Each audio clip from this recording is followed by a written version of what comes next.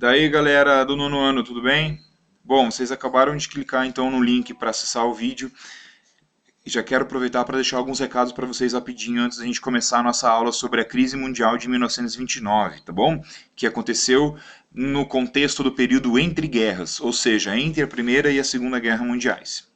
Bom, observem o mouse. Então, nunca se esqueçam que os links sempre serão salvos aqui no menu Atividades.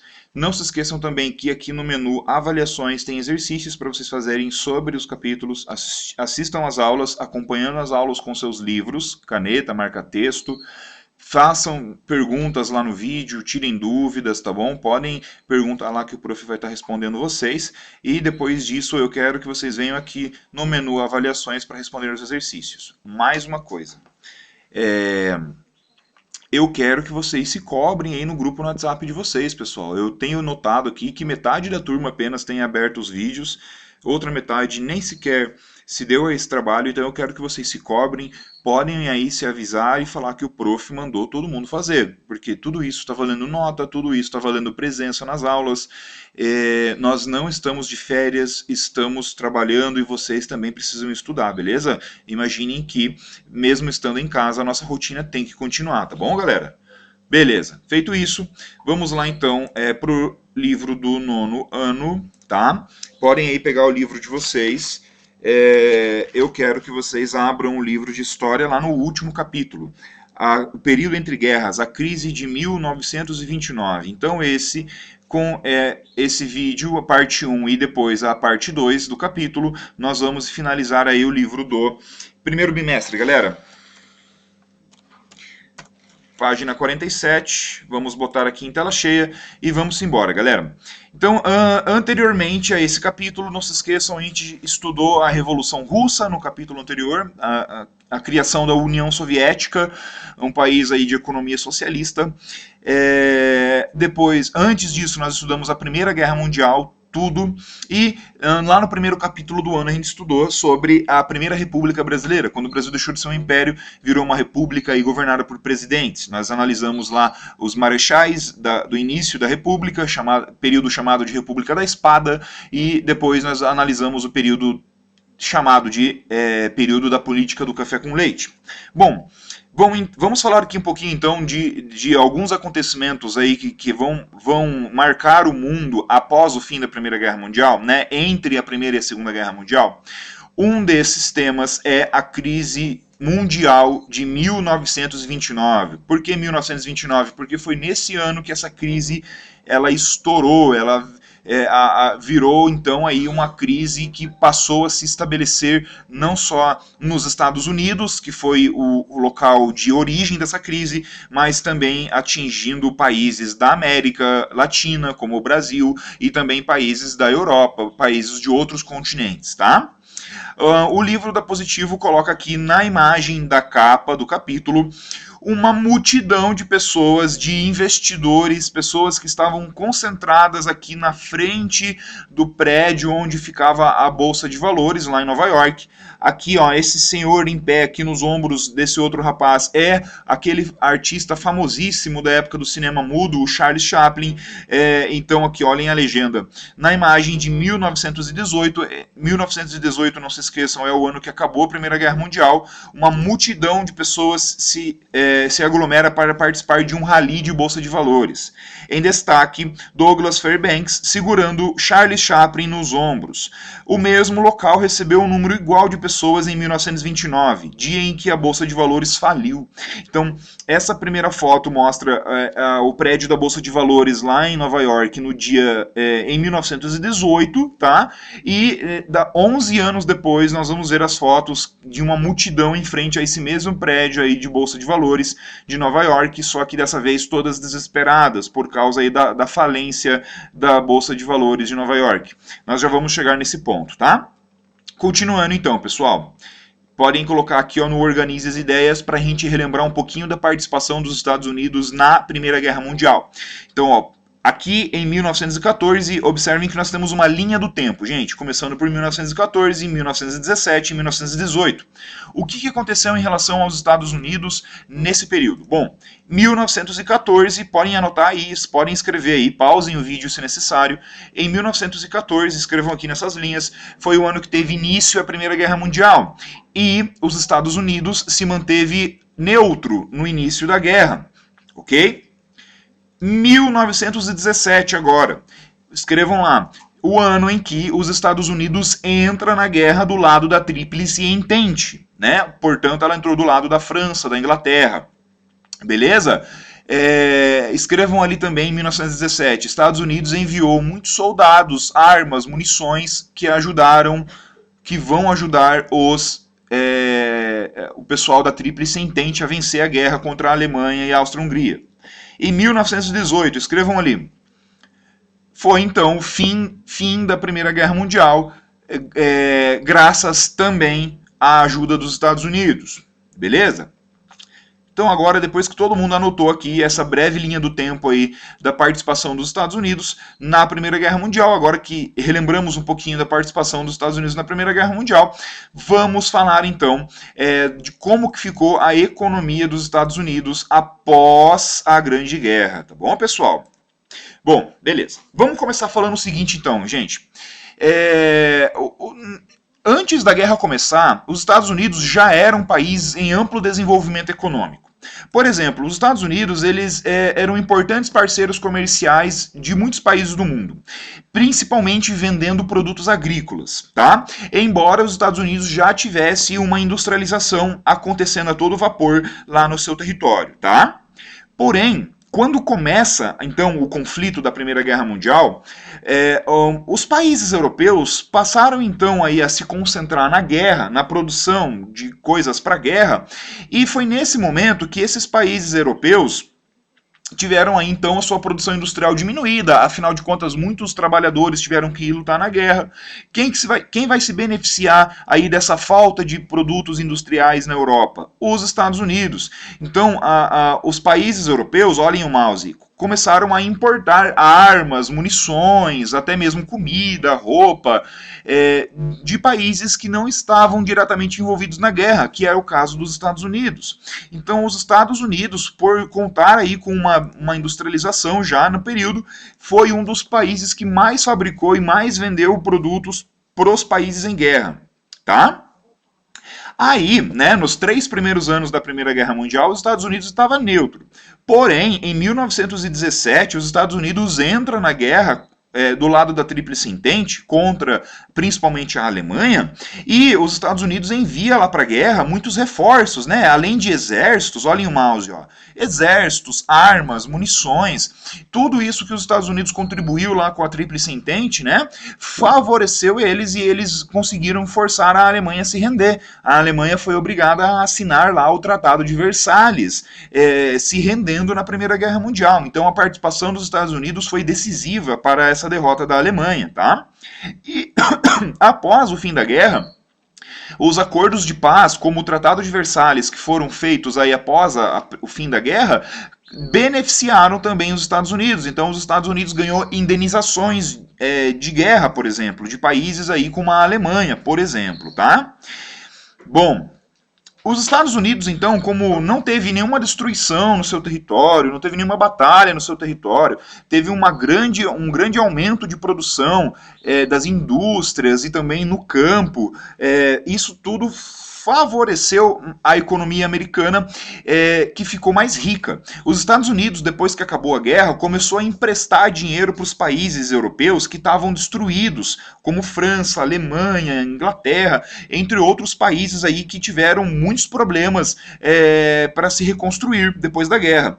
Então, os Estados Unidos, ele vai fazer aqui, ó, olhem só, os Estados Unidos vão ajudar a Europa em formato de empréstimo. A própria Alemanha, que havia sido derrotada, foi um dos países que mais pegou, né, emprestou o dinheiro dos Estados Unidos nesse momento. Então observem o quanto que os Estados Unidos estava se tornando aí uma maior potência mundial, econômica também, tá? E essa dívida que os Estados Unidos então vai agora ter para receber dos outros países que estavam emprestando o dinheiro dele, além do dinheiro emprestado, também haviam juros que esses países tinham que pagar, e cada vez mais, então, essa dívida só aumentava, até que os países europeus começassem a reconstruir, tá? Como consequência, então, desse volume de empréstimo e de dinheiro devido para os Estados Unidos, a consequência disso foi que os Estados Unidos se tornaram os maiores credores mundiais e um dos países mais ricos do mundo. Ou seja, os Estados Unidos eram um dos países que mais tinha gente devendo dinheiro para eles. E eles, consequentemente, então, se tornaram um dos países mais ricos do mundo, tá?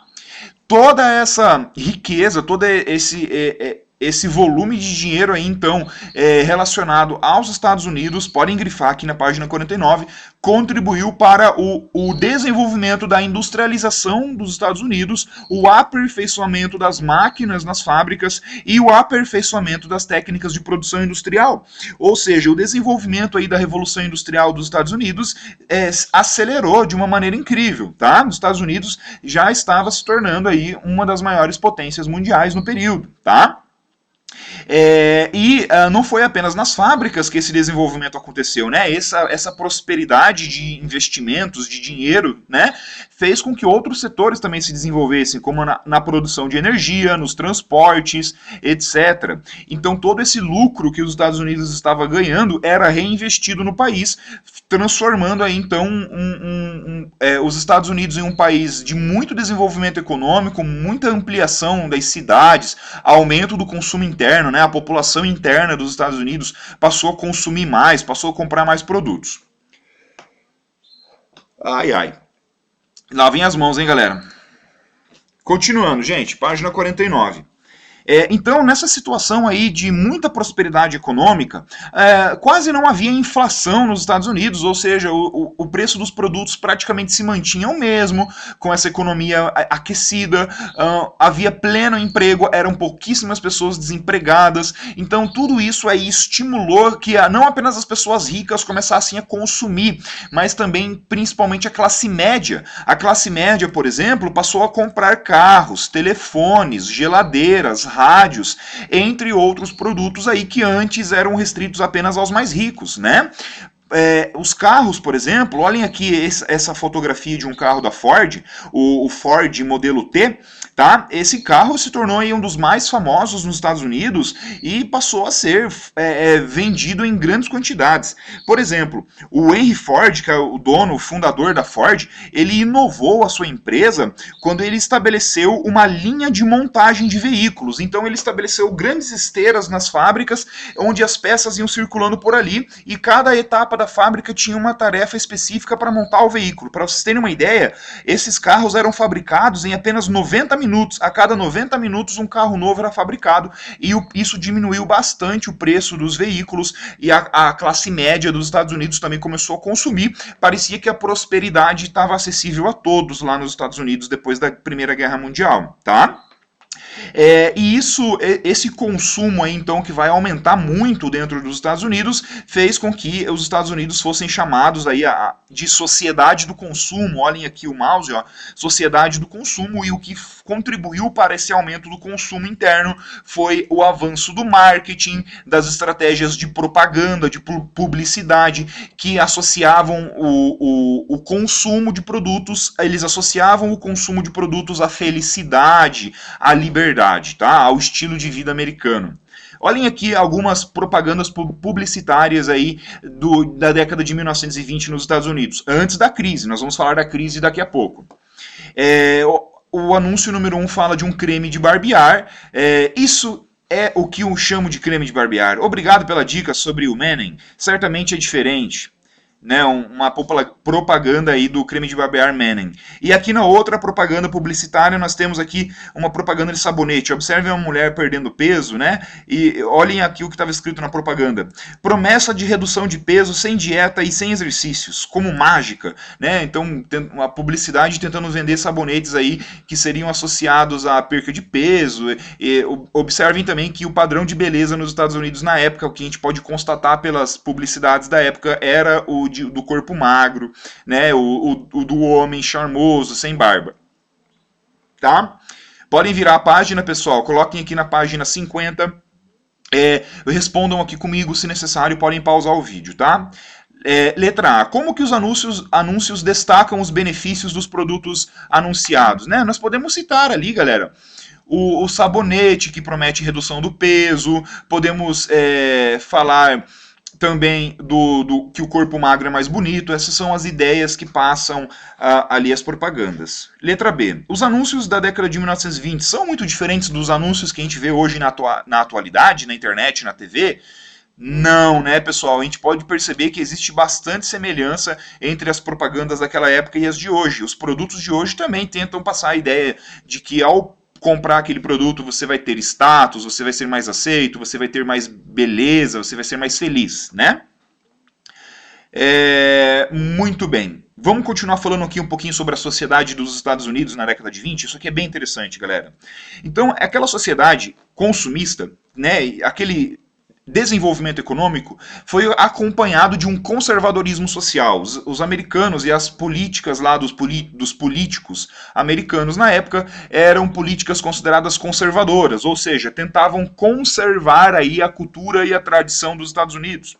Por exemplo, podemos citar a política contra a imigração, que se acentuou nesse momento. Então, a imigração de pessoas vindas de fora, pessoas da América Latina, né? Isso é um problema que existe até hoje, né, galera? Mas pessoas que tentavam ir para os Estados Unidos procurando uma vida melhor, começaram a acontecer já naquela época políticas contra a imigração de pessoas, tentando então manter os bons costumes e aí conservar, né, o que tinha na sociedade americana, sem a introdução de pessoas imigrantes.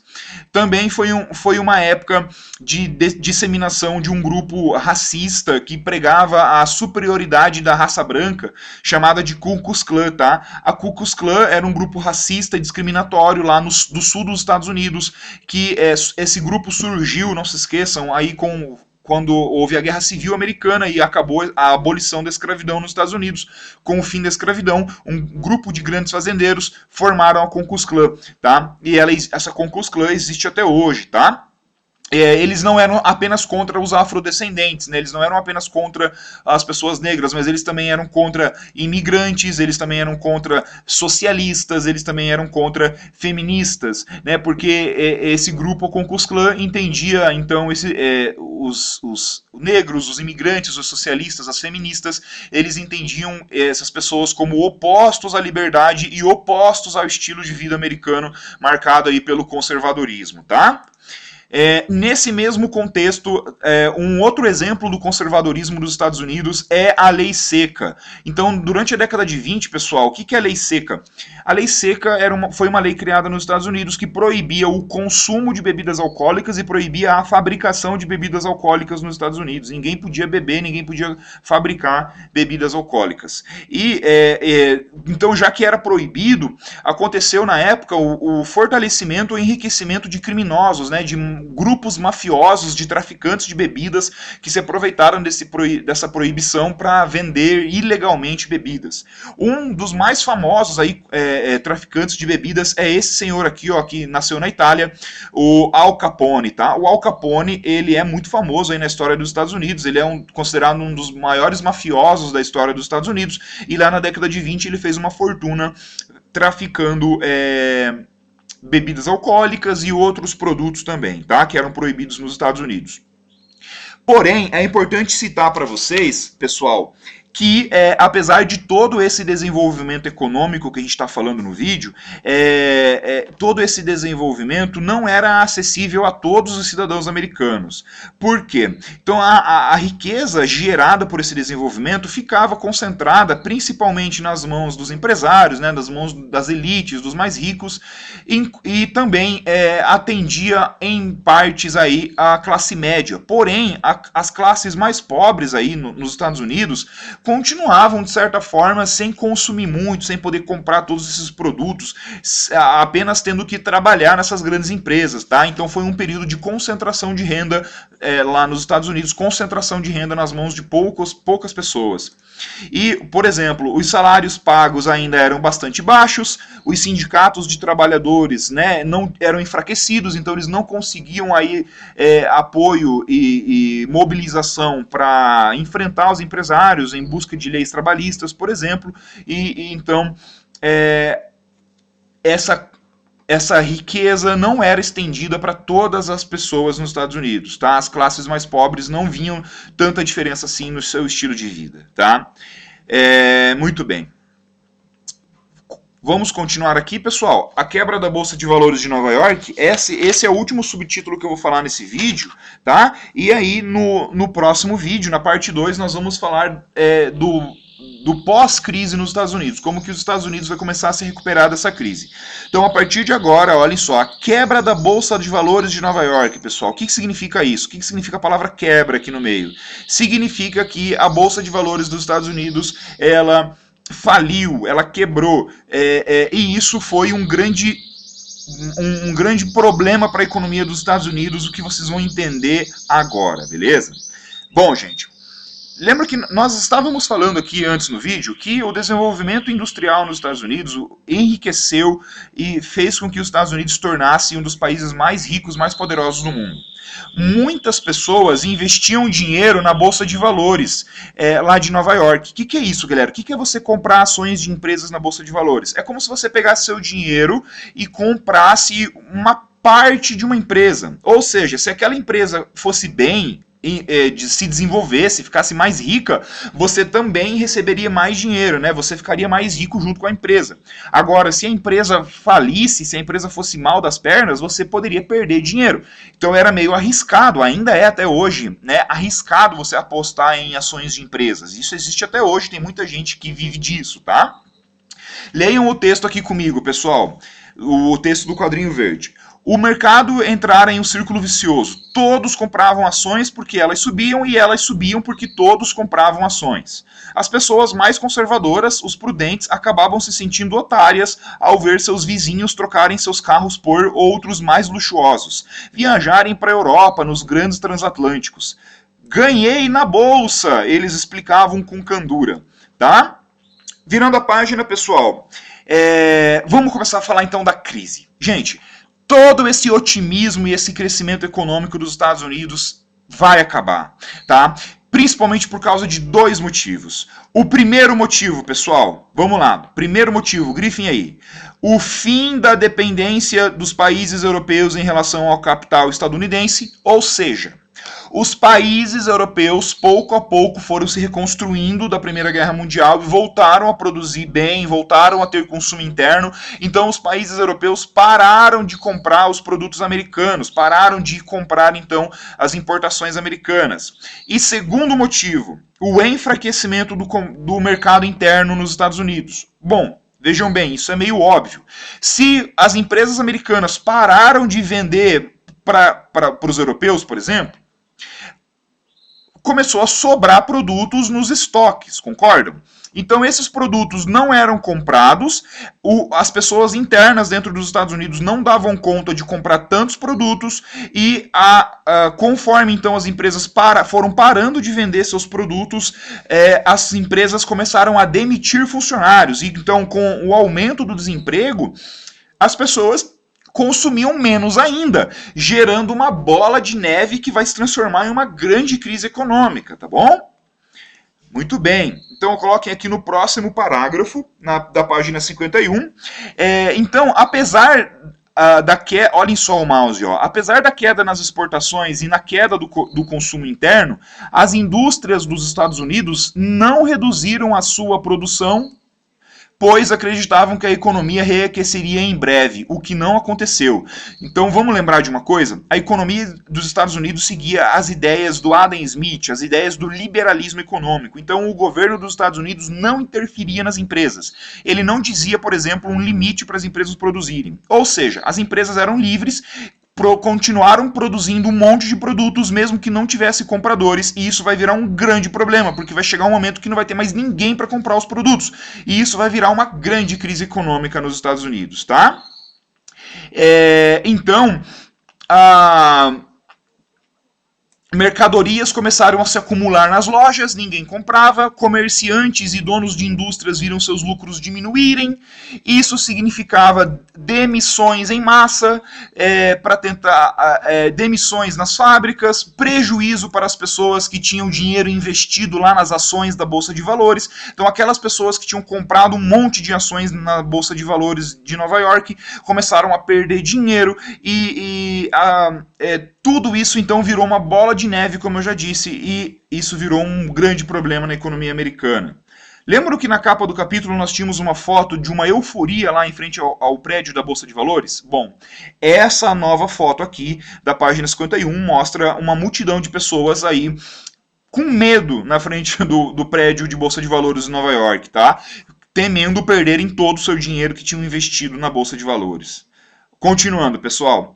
E o dia mais famoso dessa crise foi quando faliu a Bolsa de Valores de Nova York. Foi no dia 24 de outubro de 1929, uma quinta-feira que ficou conhecida lá nos Estados Unidos como Quinta-feira Negra, porque foi nesse dia que não tinha mais ninguém para comprar um monte de ações que estavam sendo postas à venda, porque todo mundo tentou vender as suas ações para tentar diminuir o prejuízo. O que aconteceu foi que ninguém comprou mais ação de empresa nenhuma, e a Bolsa de Valores teve que fechar durante alguns dias por causa desse problema. Então foi nesse momento que os Estados Unidos entendeu que a crise era muito mais profunda do que eles estavam imaginando. Olhem aqui esse trecho que interessante, ó. Pessoas que eram milionárias até o dia 23 de outubro acordaram sem nada no dia 24 de outubro. Pessoas perderam suas fortunas do dia para a noite ou do noite para o dia.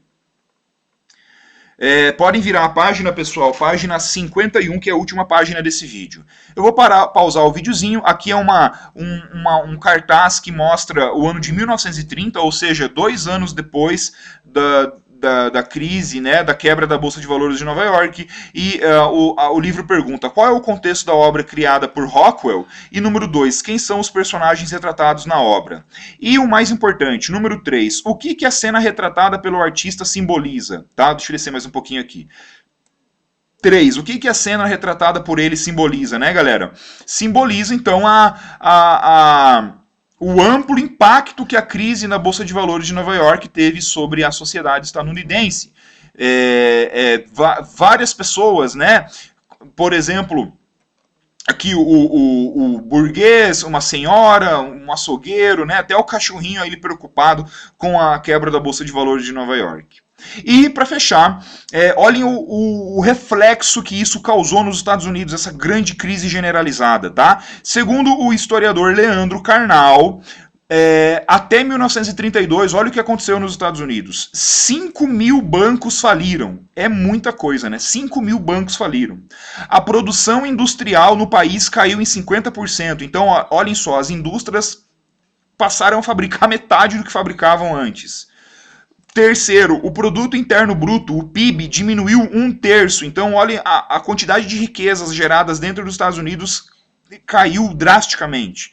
E quarto, 25% da população estava desempregada. E em alguns locais, esse índice de desemprego chegava até a 80%. Tá?